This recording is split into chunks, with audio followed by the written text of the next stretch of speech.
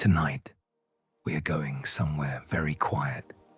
There is no rushing here, no noise, no bright lights, just the gentle creak of old wood, the soft flicker of candlelight, and the slow, unhurried rhythm of a day that asks nothing of you. Tonight, we are stepping inside a colonial American general store. The year is 1762.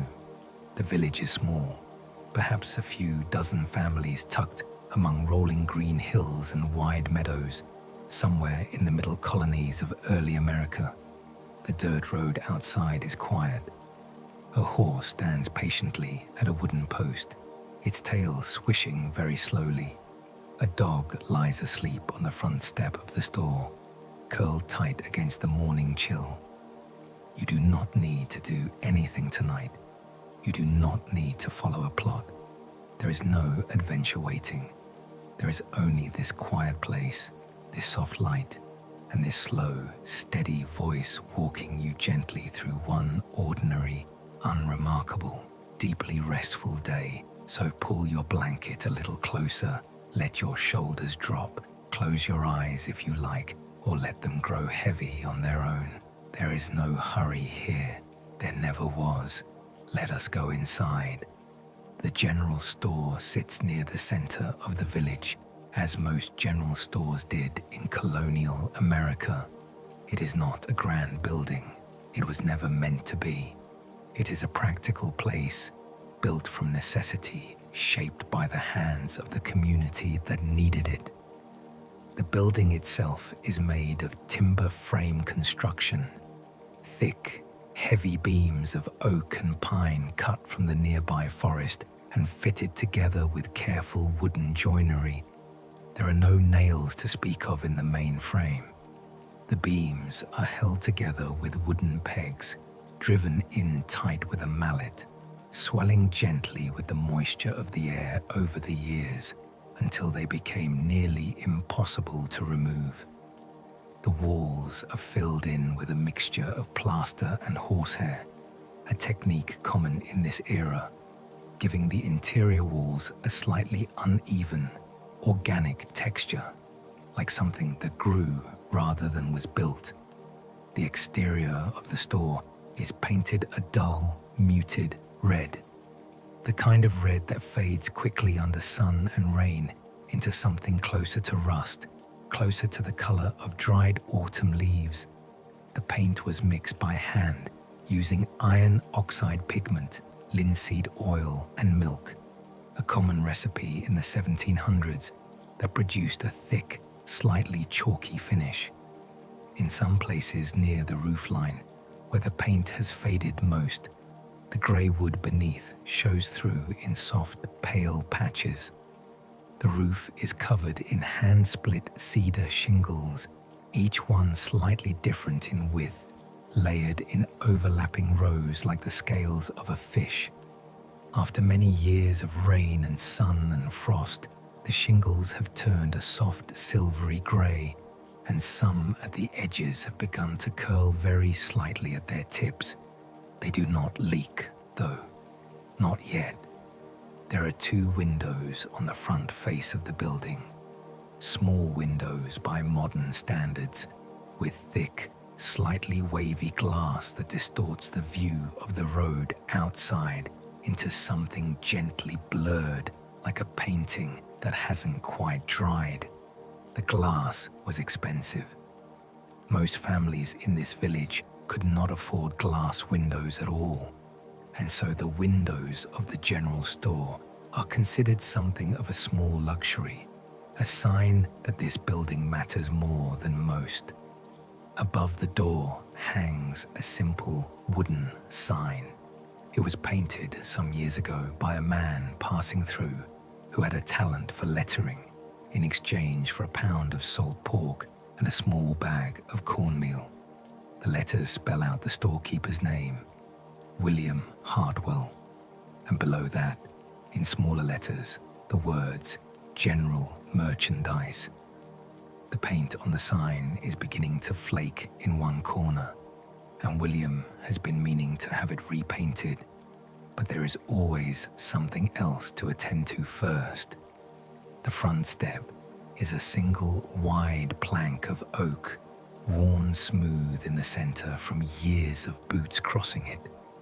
The grain of the wood has been polished by use into something almost silky. In the mornings, when the light is at the right angle, the worn center of that plank catches the sun and glows very faintly, like a piece of driftwood at the edge of a tide. Inside, the store is one large room with a lower ceiling than you might expect, perhaps 7 feet at most, hung with bundles of dried herbs, loops of rope, iron hooks, and the occasional wooden sign advertising a price or a product. The ceiling beams are exposed, dark with age and smoke from the small fireplace that sits in the back corner. The floor is made of wide pine planks, each one perhaps 12 to 14 inches across, laid down years ago and worn to a smooth, uneven surface that dips and rises gently underfoot, like the surface of a slow, still river. There is no electricity, of course, no running water, no gas lamp. The light inside the store comes from 4 tallow candles placed at intervals along the main counter, and from the fireplace in the back, and from whatever sunlight manages to push its way through those 2 small, wavy glass windows at the front. In the middle of the day, the store is pleasantly dim. In the early morning and evening, it is quite dark in the corners, and the candlelight makes everything flicker very gently, very slowly. This is the building, simple, solid, unhurried. It has been standing for 23 years, and it will stand for many more. It does not rush, it does not hurry. It simply holds its place at the center of the village, as steady and quiet as an old tree. Let your thoughts settle here for a moment. Feel the weight of the old beams above you. Notice the way the light moves softly through the wavy glass. There's no need to go anywhere else tonight. We are exactly where we need to be. The day begins very quietly. William Hartwell wakes before sunrise, as he does every morning. His bed is a simple rope bed in the small room behind the store. A wooden frame strung with a network of thick rope that supports a mattress stuffed with dried corn husks and a layer of wool batting on top. Over the years, the rope has stretched just enough to give the bed a slight sag in the middle, and William has come to think of this sag as one of the great comforts of his life. He dresses slowly in the dark, linen shirt, woolen breeches, thick stockings, leather shoes with simple brass buckles. His coat hangs on a peg near the door. A dark brown wool coat, well worn at the elbows, with large flat buttons that he replaces every few years as they crack or go missing. This morning, the air in the back room is cold enough that he can see his breath in the darkness. He lights a small tallow candle from the embers of the overnight fire, carrying the flame carefully cupped in his hand as he moves from the back room into the main store.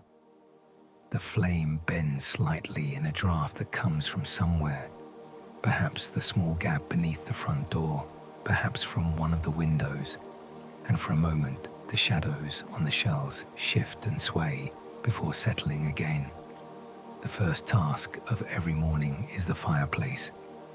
William crouches down at the back corner hearth, adding 2 split logs from the woodpile stacked nearby, and feeding the coals with a few strips of dry bark until the fire catches and begins to grow. He watches the flames for a moment. There is no particular need to watch, but it is a habit, and a pleasant one. The warmth begins to spread across the floor of the store, and the smell of wood smoke rises gently into the low ceiling. He then makes a slow circuit of the store before opening, checking each section as he goes. He moves without hurry, without any particular agenda. It is simply what he does every morning, the way a gardener walks through a garden at the start of the day, not looking for anything in particular, just quietly taking account of things. He checks the candles on the counter, replacing one that burned low overnight. He straightens a bolt of linen fabric that had slipped sideways against its neighbors on the cloth shelf. He lifts the lid of a large wooden barrel near the door, salt pork packed in brine, and replaces it gently. He runs a finger along the edge of the spice shelf, checking for dust, finding very little. He picks up a small clay jar of mustard seed that had been set on the wrong shelf by the last customer who handled it, and moves it back to its proper place beside the other spices. It takes perhaps 20 minutes to make this full circuit, and at the end of it, William is satisfied. Everything is in its place. Everything is as it should be. He unlocks the front door, a simple wooden bar that drops into iron brackets on either side of the frame, and swings it open. The morning air comes in, cool and smelling of damp earth and distant wood fires. The dog on the front step opens one eye, regards William calmly, and closes it again. The store is open. For the first hour or so, there are no customers. This is not unusual. The village wakes slowly, especially in the colder months, and the people who need things from the store will come when they are ready. William does not mind the quiet.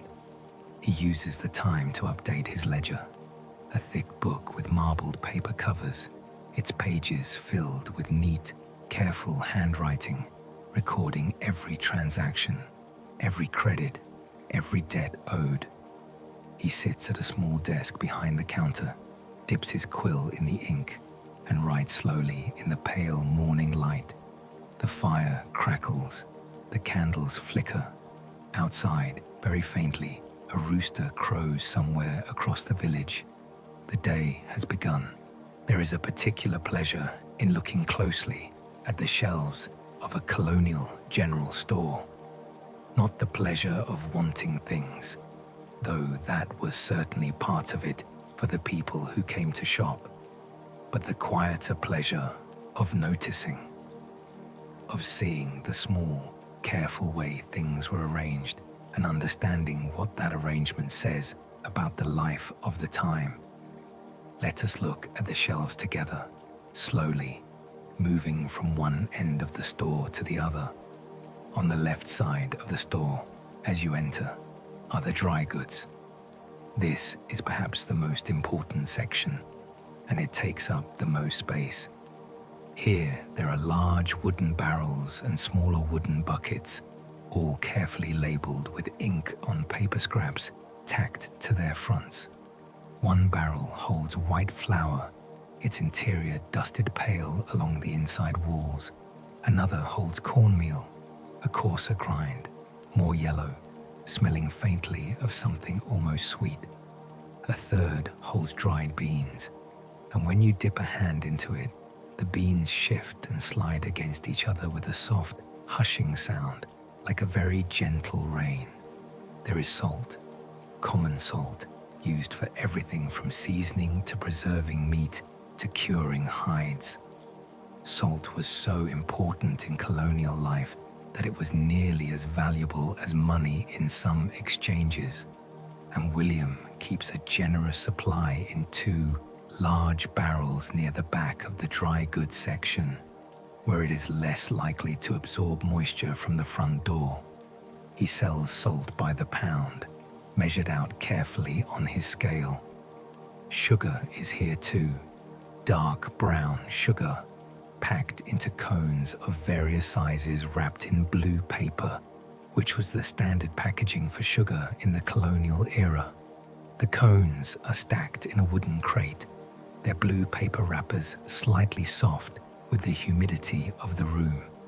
The sugar inside is dense and moist and smells warmly of molasses. White refined sugar also exists, but it is considerably more expensive. And in a village like this one, most families use the darker variety for everything. On the shelf above the barrels are smaller containers, glass jars and ceramic crocks sealed with wax or cloth and twine.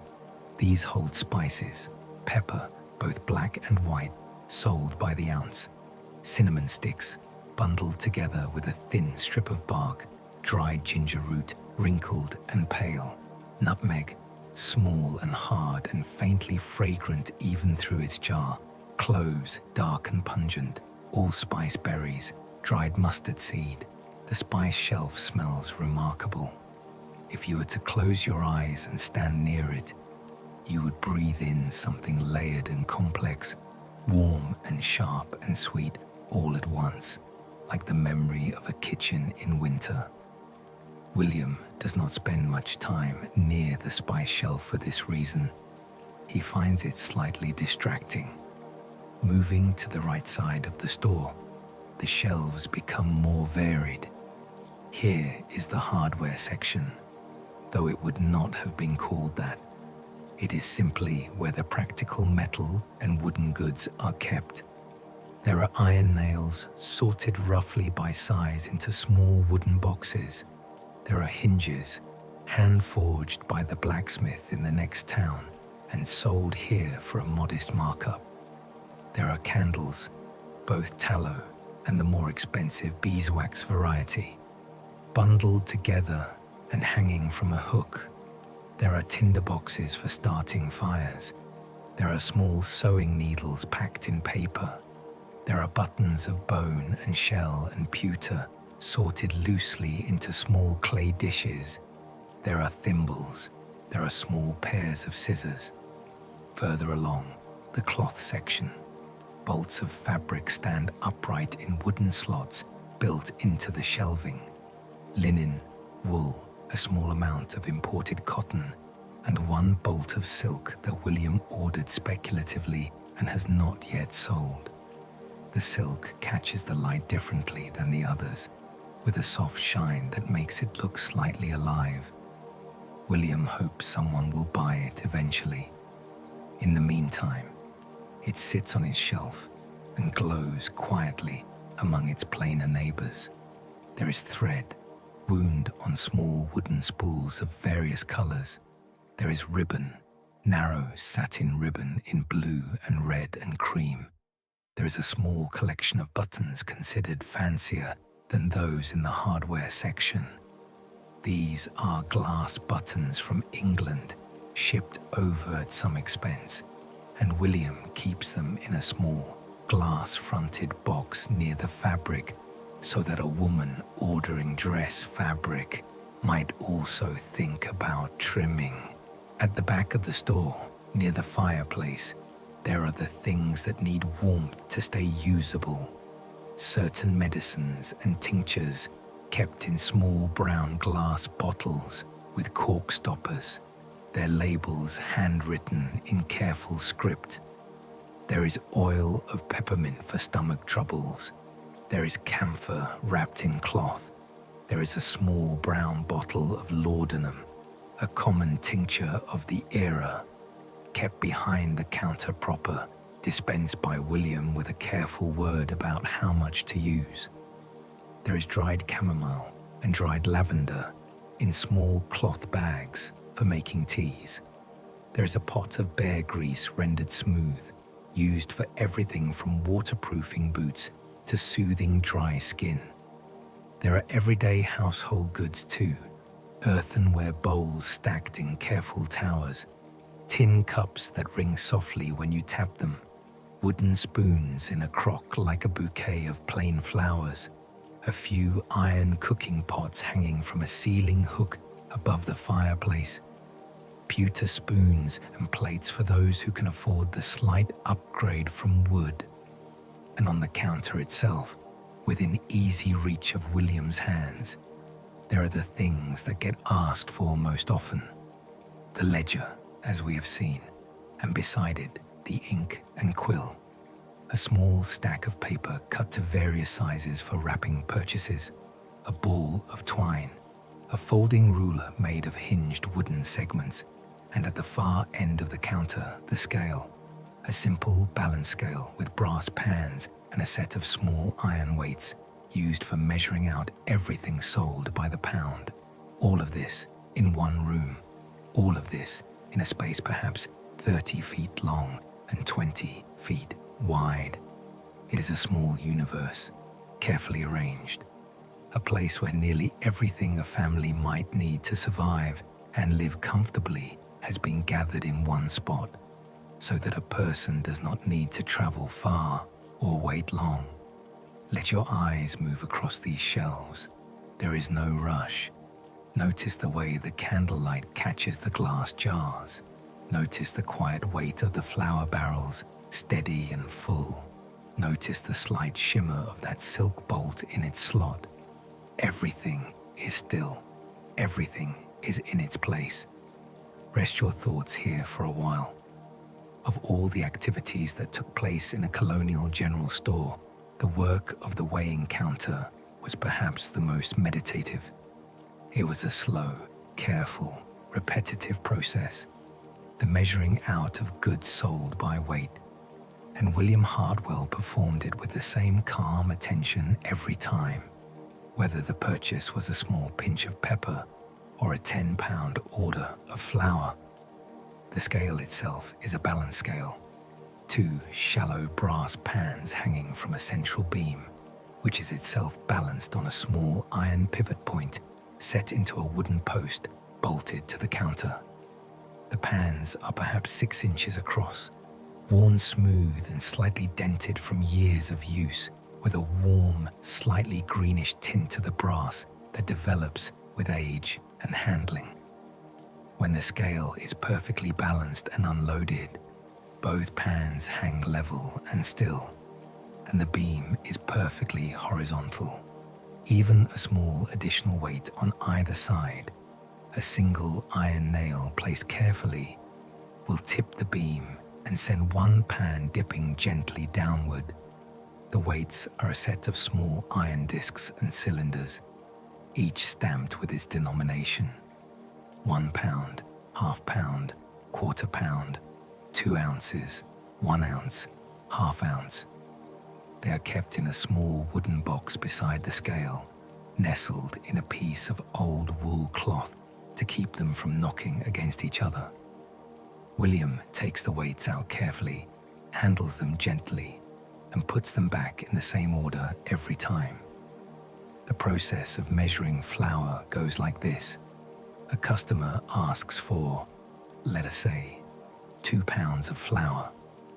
William takes the appropriate iron weights from his box and places them on the right-hand pan of the scale. The pan dips, the beam tilts. He then takes a small wooden scoop and begins to ladle flour from the barrel into the left-hand pan, scoop by scoop, watching the beam as it slowly rises. He does not rush. He adds flour in small increments near the end, tapping the scoop gently against the pan's rim to let only a little flour fall. When the beam returns to perfectly level, when both pans hang motionless and equal in the candlelight, the measurement is done. He then tips the flour from the pan into a square of paper, folds the paper carefully at the corners, wraps it once with twine from the ball on the counter, and ties a simple knot. The package is placed on the counter in front of the customer. William notes the purchase in his ledger. This process repeats many times in a day for many different goods: cornmeal, sugar, salt, dried beans, pepper, tea, each one measured, wrapped, noted. There is something deeply calming about watching it. The slow back and forth of the scale's beam, finding its level, settling into balance. The gentle sound of flour or salt falling into the paper. The soft scratch of the quill in the ledger. This process repeats many times in a day for many different goods: cornmeal, sugar, salt, dried beans, pepper, tea, each one measured, wrapped, noted. There is something deeply calming about watching it. The slow back and forth of the scale's beam, finding its level, settling into balance, the gentle sound of flour or salt falling into the paper, the soft scratch of the quill in the ledger. In colonial times, the scale was trusted absolutely. A storekeeper who used an inaccurate scale, or who pressed his thumb gently against one of the pans to add phantom weight to a purchase, was considered among the most dishonorable of men. William Hartwell does no such thing. His scale is checked regularly against a set of certified weights kept by the county, and his measurements are known throughout the village to be fair. This reputation is worth more to him than any short-term gain from cheating would ever be. The counter itself, where all this measuring happens, is a wide plank of oak, perhaps an inch and a half thick, darkened with years of handling. Along its length, there are faint rings from wet cups set down without thought, faint scratches from parcels dragged across the surface, faint shadows where spilled flour has been wiped away hundreds of times. The wood has absorbed all of this history and become richer for it.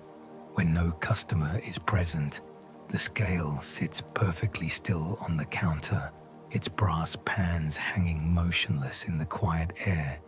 In the candlelight, each pan catches a small, steady point of gold light. The weights sit in their wool-lined box beside it. The twine ball rests where it always rests. The quill lies across the open ledger, barely touching the page. Everything waits, quietly, without impatience, for the next measurement to be made. The first customer of the morning comes at perhaps 8:30. She is a woman named Margaret Finley, the wife of a farmer whose land lies perhaps 1.5 miles to the north of the village. She comes to the store every week or two, usually on foot, carrying a large woven basket over one arm. This morning, the basket is empty. By the time she leaves, it will not be. She pushes open the front door with a familiar ease. She has been coming to this store for 15 years, and the door has no surprises for her, and steps inside, nodding to William behind the counter. "Good morning, William." "Good morning, Mrs. Finley. Cold out this morning." "Cold enough," she agrees, setting her basket on the counter and unwrapping a small piece of folded paper from inside her coat. This is her list, written in careful handwriting. She is one of the more literate women in the village, having attended a small dame school as a child. She reads from it without drama. "I'll need 2 pounds of flour, 1/2 pound of sugar, 1/4 pound of pepper, and some of that salt pork if you have any left." "I have plenty of salt pork," William says, already moving toward the dry goods shelves. He moves without hurry, reaching for the flour barrel, taking his scoop and his weights. Margaret Finley stands at the counter, looking around the shelves in the quiet way that all regular customers do, not really looking for anything specific, just letting her eyes move across the familiar contents of the room, checking if anything is new, anything has changed. "Is that silk still here?" she asks, nodding toward the fabric section. "It is," William says from the flour barrel. "Still too dear for me," she says, almost to herself, without any particular sadness. She looks at it for another moment, the way it catches the light, and then looks away. William measures the flour, wraps it, then the sugar, small and fragrant, then the pepper, filling the store briefly with a sharp, pleasant smell as he opens the jar, then the salt pork, which he lifts with wooden tongs from the brine barrel and wraps in a heavier piece of cloth and then in paper. He stacks her purchases on the counter beside her basket. The transaction goes into the ledger. Mrs. Finley does not pay in coin today. Many transactions in Colonial stores ran on credit, with accounts settled at a harvest time or whenever a family had coin to spare. William writes her name and the list of goods and the total amount in his careful handwriting. She will settle her account before winter. She packs her basket, nods again to William, and is gone. The door swings shut behind her, and the store settles back into quiet. 2 more customers come before noon. A young man named Thomas, perhaps 15, the son of the miller, who comes for a pound of nails and a ball of twine for his father. He is in a hurry, the way young men always seem to be, shifting from foot to foot while William measures nothing. Nails are sold by the pound but estimated by feel and long experience rather than weighed each time. William counts out a generous handful into the boy's cloth bag and weighs them quickly. Thomas is gone in 5 minutes, the door banging slightly behind him. The second customer is an older man, a neighbor of the Hartwell family, who comes in for no particular reason except, it seems, for company. His name is Edmund, and he has been retired from active farming for some years now, and he spends a portion of his mornings wandering between the few gathering places the village offers. He buys a small amount of tobacco, pipe tobacco, dark and slightly moist, measured out from a clay jar, and then leans against the counter for a while, talking in a slow, unhurried way about the weather, about the state of the road north of town, about a tree that came down in the windstorm 2 weeks ago. William listens, responds occasionally, continues with his own quiet tasks while Edmund talks. After a while, Edmund says goodbye and shuffles back out into the morning. The door closes softly this time. The store is quiet again. The fire crackles, the candles burn, the scale hangs motionless on the counter, waiting. Behind the main floor of the store, through a low doorway fitted with a plain wooden door that William must slightly duck to pass through, there is the storeroom. This is not a public space. Customers rarely see it. It is William's working area, his private corner of the store, and it feels different from the main room in a way that is hard to articulate but immediately apparent. The main store has the feeling of a place meant to be seen. The storeroom has the feeling of a place meant to work in. It is smaller than the main room, perhaps 12 feet by 15, and lower, the ceiling beams dropping to just above head height. There are no windows. The only light comes from a candle lantern hung on an iron hook in the center of the ceiling, casting a steady, warm circle of light downward and leaving the corners in comfortable shadow. The smell in here is different, stronger, more concentrated. The herbs and spices and leather and beeswax and smoked pork and sawdust all blend together here without the dilution of the main room's space, and the result is something almost overwhelming at first, and then, very quickly, deeply familiar and pleasant. The walls are lined with rough wooden shelving, holding backup inventory, the goods that have not yet been moved to the main floor. There are sacks of flour stacked on pallets, raised slightly off the dirt floor to keep them dry. There are barrels of salt pork and pickled vegetables and dried fish. There are crates of goods received from merchants, some still unopened, their lids nailed down. their contents still unknown to William until he gets to them. One corner of the storeroom holds a small workbench, a heavy, well-worn surface covered in small tools, a small hammer, pliers, a leather awl, needles of various sizes, a small iron pot for melting wax.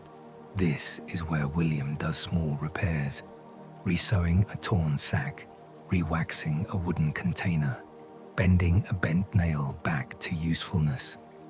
On mornings when no customers have yet arrived, and in the quiet middle part of the day, William sometimes comes back here to do the work of unpacking new inventory.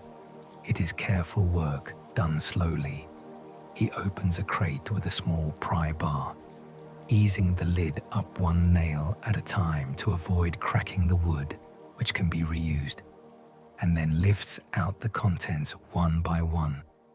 Today there is a crate of glass bottles, small brown glass bottles with cork stoppers, empty, meant to be filled with various tinctures and oils. William lifts each one individually, holds it up to the candle lantern to check for cracks, sets it carefully on the shelf. There are 24 bottles in the crate, packed in straw. William works through them, one at a time. The glass catches the candlelight and throws small, warm reflections on the shelves around it. There's something deeply quiet about this work. The storeroom muffles the sounds from outside. The creak of the floor in the main room is barely audible. The crackle of the fire is a very distant whisper. Here there's only the soft rustling of straw, the gentle clink of glass meeting glass, the even sound of breathing. When William finishes unpacking the bottles, he stacks the crate near the door to be taken out later and broken up for kindling. He brushes straw from his coat. He takes the candle lantern off its hook, lifts it slightly, and looks around the storeroom one more time. The full shelves, the neatly stacked sacks, the quiet orderliness of a place where things are kept in readiness. Then he ducks back through the low doorway into the main store, and the warmth of the fire reaches him immediately, and the candles on the counter glow their steady gold. There is a particular quality to the silence of a Colonial store at midday that is different from all the other silences of the day. The morning rush, such as it was, with its 3 or 4 customers, has passed. The afternoon has not yet begun to stir. The sun, at its highest point in the pale winter sky, sends its light through the 2 front windows at a nearly horizontal angle, and the beams of light that enter the store fall across the floor in long, slow rectangles, catching dust motes that drift imperceptibly through the air. William eats his midday meal at the counter. It is a simple meal, as most of his meals are. A piece of dark bread, a wedge of hard cheese, a few slices of cold salt pork from a small plate, and a cup of weak tea that he brews from dried chamomile and a pinch of peppermint from the jars on the shelf behind him. He sits on his wooden stool and eats slowly, looking at the front windows, watching the dust motes drift. The fire has burned down somewhat and needs no attention yet. It is holding at a comfortable level, a bed of red-orange coals beneath 2 slowly burning logs. The warmth it gives is even and steady. The dog from the front step has come inside at some point. He has his own entrance, a gap beneath the back door of the storeroom just wide enough, and is now curled beneath the counter near the fire, perfectly still, his breathing almost inaudible. Midday is when William does his reading, when he has reading to do. He subscribes with some irregularity to a newspaper from Philadelphia. It arrives by post rider once a week, usually several days behind the date printed on its masthead.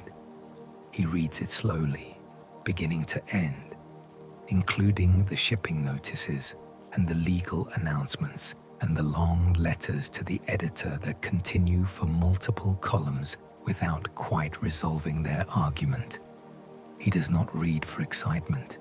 He reads for the texture of it, the sense of connection to a wider world that he sees very little of in his daily life. Today, the newspaper is several weeks old, and he has already read most of it. He sets it aside and picks up a small leather-bound book instead, a guide to the proper keeping of accounts, which he has had for 15 years and still consults occasionally, not because he has forgotten its contents, but because rereading familiar pages is its own kind of comfort. Outside, the village is quiet. Most people are eating their own midday meals. The horses at the post stand doze with their heads hanging. Smoke rises from chimneys in a dozen thin columns, straight up in the still air. Inside the store, the candles burn. The dust motes drift. The dog breathes its slow, sleeping breaths. The fire ticks and settles. William finishes his tea, rinses the cup with a small pour of water from the jug behind the counter, and sets it upside down on the shelf to dry. He closes his book. He sits for a moment with his hands resting on the counter, looking at nothing in particular, at the space in front of him, at the light from the windows, at the shelves across the room with their jars and barrels and bolts of cloth. There is nothing urgent to do. There is no particular task waiting that cannot wait a little longer. This is the midday quiet, and it belongs to no one and nothing. It is simply what is. He arrives in the early afternoon, a traveling merchant, one of the itinerant traders who moved between colonial towns carrying goods for sale or exchange, connecting the small stores of the countryside to the larger suppliers of the cities. His name is James Calvert, and William has known him for 8 years, since Calvert first passed through this village on one of his routes. He comes through perhaps 3 or 4 times a year, and his visits are always conducted in the same quiet, business-like way, without drama or excess. Calvert's wagon is a large, covered vehicle pulled by 2 draft horses, heavy, patient animals with broad chests and feathered feet. The wagon body is wood, painted the same kind of weathered red as many colonial structures, with a canvas cover stretched over a series of arched wooden bows, like a very low-roofed room. Inside the wagon, packed with practiced efficiency, are the goods he is carrying on this particular circuit. Bolts of imported cloth, glass bottles of various sizes, ceramic goods wrapped in straw, small tools, packets of dye, writing paper, ink, and a small number of items that would have been considered luxuries. A looking glass with a painted wooden frame, a set of china plates, several books. Calvert ties his horses at the post and comes into the store without knocking, as is customary. He is a man of perhaps 50, solidly built, with a face weathered by years of outdoor travel, and a manner of extreme calm that probably developed as a necessary response to the difficulties of moving goods across colonial roads in all weathers. "William," he says. "James," William replies. "Come in, sit down." There's a small wooden chair kept near the counter for visiting merchants, slightly more comfortable than the standard stools, with a cushion tied to its seat that William's mother made years ago from scraps of wool. Calvert sits in it, stretches his legs, and accepts the cup of tea that William puts in front of him without being asked. They spend the first few minutes in quiet conversation. The state of the roads, the weather on the route, news from other villages Calvert has passed through. Calvert shares information the way long-distance travelers always have, as a natural currency, something valuable given freely, because the supply is always being replenished on the road. He mentions that a bridge near one town is in need of repair, that a new minister has come to a village 2 days' ride south, that the price of tea in Philadelphia has shifted slightly.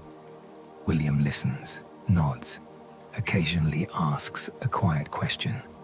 Then they turn to business. Calvert has 3 things that William was expecting: a roll of writing paper, a dozen small glass ink bottles, and a bolt of blue-dyed wool that one of William's customers had specially requested. He also has several items that William had not ordered, but which Calvert offers at favorable prices: a small amount of imported spice, an extra bolt of cotton, a set of 6 pewter spoons still wrapped in the paper from their maker in Connecticut. They negotiate slowly, without pressure. Calvert names prices. William considers them, sometimes accepting immediately, sometimes countering, sometimes declining entirely. The conversation moves back and forth without any edge to it. These are 2 men who have traded with each other for years and have long since worked out the appropriate distance between friendship and business.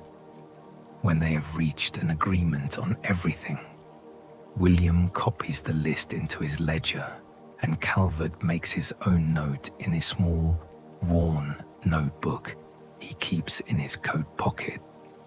Then they bring the agreed goods in from the wagon, several trips back and forth through the front door, carrying things carefully, setting them down in the storeroom to be properly unpacked later.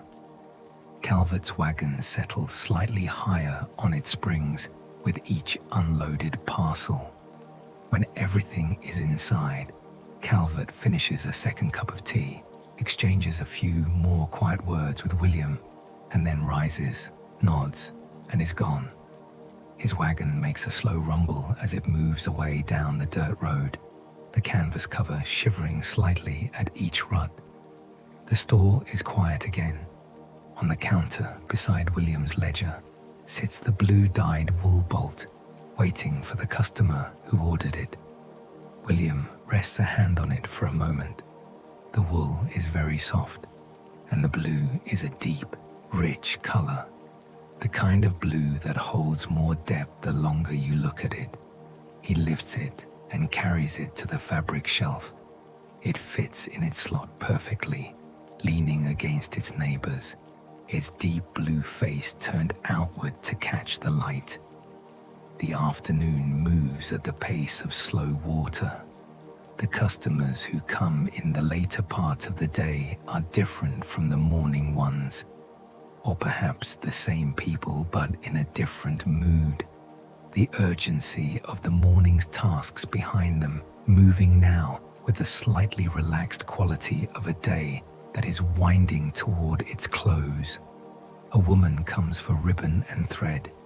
She stands at the fabric counter for a long time, holding various spools of thread up to the light from the window, comparing shades of blue. She settles on 2. William cuts the ribbon she wants, 3 feet of the narrow red satin, snipping it cleanly with the scissors from behind the counter. A man comes for tobacco, as Edmund did in the morning. Colonial America ran considerably on tobacco, not just as a crop but as a daily comfort, a social ritual, a small ceremony of pausing. William measures it out into a cloth bag, weighs it, makes the note. A boy comes, perhaps 8 or 9 years old, sent by a parent on an errand, clutching a folded piece of paper with the purchase written on it and a small coin sweating in his palm. He stands at the counter very seriously, reading the paper out to William with the focused effort of a child reading something important. One candle, one spool of white thread. William produces both, wraps them, takes the coin, makes change from the small wooden drawer under the counter where he keeps coins for this purpose. The boy puts the change carefully in his pocket and takes the package and leaves, walking very deliberately, the way a child walks when carrying something that must not be dropped. By mid-afternoon, the angle of the light through the two front windows has changed again. The sun is lower now, and the light that enters is warmer and more golden, falling across the floor in a wide, flat wash that catches every seam between the floorboards. The dust motes that were barely visible at midday are now illuminated clearly, drifting with exquisite slowness through the warm air. William lights another candle. The light inside is starting to fade as the afternoon deepens, and the additional flame adds a second layer of warm light to the room. The shelves cast longer shadows now, each row of jars and boxes throwing a diagonal stripe of darkness behind it. The fire needs attention. William adds 2 more logs, spending a moment with the poker to rearrange the coals beneath, coaxing the new logs to catch. The flame responds, rising and brightening, and the warmth in the back of the store increases noticeably. The dog shifts in his sleep, resettling into a slightly different curl. William stands at his counter in the late afternoon light and looks at his store. The day has been ordinary. No large orders, no unusual events, no problems requiring resolution. He has sold flour and sugar and salt and nails and tobacco and thread and ribbon and candles. He has recorded everything in his ledger. He has received a shipment from James Calvert. He has talked with his neighbors, listened to their news, answered their questions. It has been a day exactly like most days, unhurried, uncomplicated, complete in its own quiet way. The late afternoon light holds the store in a warm, low glow. Outside, the sun is beginning to sink behind the trees to the west, and the sky above the village is turning from pale blue to a soft, deep amber. The day is not quite done, but it is beginning to think about ending. The last customer of the day comes just as the light outside is failing. She is a neighbor who lives 2 houses down from the store, a practical woman who stops in with a quick, efficient manner that suggests she has dinner to get on the fire and not much time. She buys a small amount of salt and a handful of dried beans from the barrel, pays with a coin, tucks her purchases into her apron pocket, says good evening, and is gone in perhaps 3 minutes. After she leaves, there are no more customers. William waits a short while by habit. A late customer sometimes comes just as he is locking up, but the road outside has gone quiet. The last light of the day is fading from orange to grey to deep blue. He begins the closing ritual, which is as unhurried as the opening ritual, and follows the same pattern in reverse. He makes a slow circuit of the store, moving from one end to the other. He caps the inkwell. He puts the quill in its holder. He closes the ledger. He checks each section of shelves, not in detail, not counting inventory, just casting a calm eye across each area to confirm that nothing has been left out of place, nothing has tipped or slipped. He straightens the thread spools. He pushes a barrel lid more firmly into place. He puts out 3 of the 4 candles on the counter, pinching each flame between his dampened fingers with practiced ease. The store shifts immediately into a dimmer state, the single remaining candle and the fireplace providing the only light now, and that light is warmer and more intimate, filling the room with amber and shadow. He brings in the bar from behind the door and settles it into its iron brackets. The front door is locked for the night. He carries the remaining candle back toward the fireplace, where he banks the fire for the evening, covering the glowing coals with a layer of ash to slow their burning, ensuring there will be embers to work with in the morning. He does this carefully and thoroughly, using a small iron shovel to move the ash into an even blanket over the coals. The fire subsides from its crackling brightness to a quieter glow beneath its covering. The store is very nearly dark now. The banked fireplace gives just enough light to navigate. The dog has woken at the sound of the closing ritual. He recognizes its rhythms and stretches, yawns enormously, walks to the back storeroom door and waits. William opens the back door for him, and the dog slips out into the cold night. William carries his candle through the low doorway into the back room. He sets the candle on the small bedside table. He sits on the edge of his rope bed and removes his shoes, setting them side by side on the floor. He hangs his coat on its peg. He lies down, pulling the wool blanket up, and the corn husk mattress adjusts beneath him, familiar and yielding. From where he lies, he can hear the faint sounds of the store settling in the night. The wood contracts slightly in the cold, making small ticking sounds, very faintly, almost more felt than heard. The remaining warmth of the banked fire hums through the floorboards. He reaches out and pinches the candle flame. In the darkness, the store holds everything it held all day.